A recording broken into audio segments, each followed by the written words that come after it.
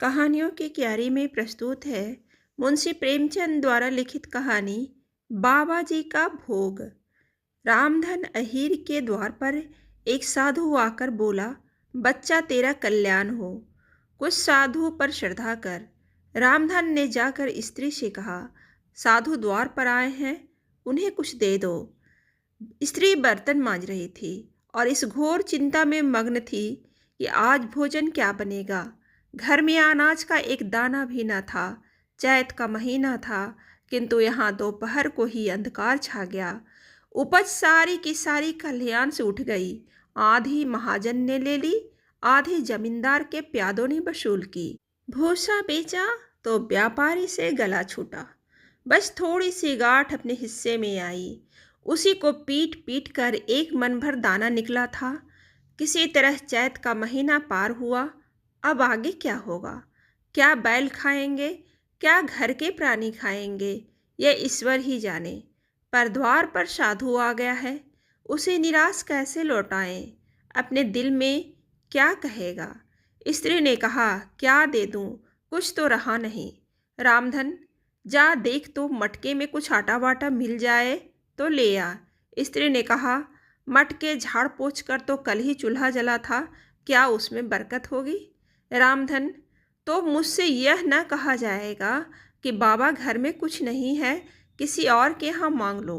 स्त्री, जिससे लिया उसे देने की नौबत नहीं आई, अब और किस मुँह से मांगूं? रामधन, देवताओं के लिए कुछ अगोबा निकाला है ना, वही ला दे आऊं। स्त्री, देवताओं की पूजा कहाँ से होगी? रामधन, देवता मांगने तो नहीं आते, समाई होगी करना, न समाई होगी न करना। स्त्री, अरे तो कुछ अंगोबा भी पंसरी दो पंसरी है, बहुत होगा तो आध सेर। इसके बाद क्या फिर कोई साधु न आएगा? उसे तो जवाब देना ही पड़ेगा। रामधन, यह बला तो टलेगी, फिर देखी जाएगी। स्त्री झुंझला कर उठी और एक छोटी सी हांडी उठा लाई, जिसमें मुश्किल से आध सेर आटा था। वह गेहूं का आटा बड़े यत्न से देवताओं के लिए रखा हुआ था। रामधन कुछ देर खड़ा सोचता रहा, तब आटा एक कटोरी में रखकर बाहर आया और साधु की झोली में डाल दिया। महात्मा ने आटा लेकर कहा, बच्चा, अब तो साधु आज यहीं रमेंगे, कुछ थोड़ी सी दाल दे दो तो साधु का भोग लग जाए। रामधन ने फिर आकर स्त्री से कहा, संजोग से दाल घर में थी। रामधन ने दाल नमक उपले जुटा दिए, फिर कुएं से पानी खींच लाया।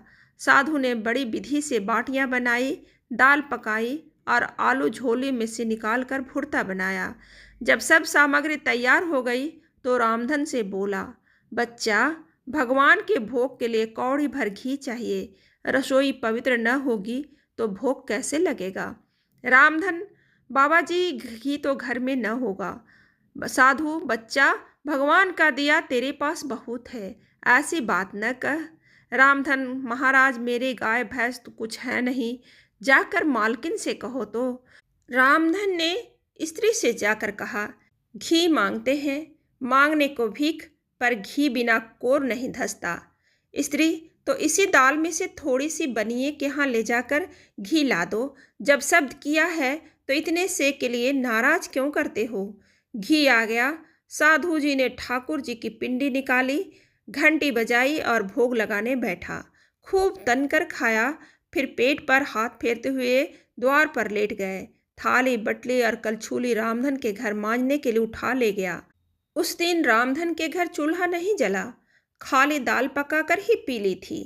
रामधन लेटा तो सोच रहा था, मुझसे तो यही अच्छे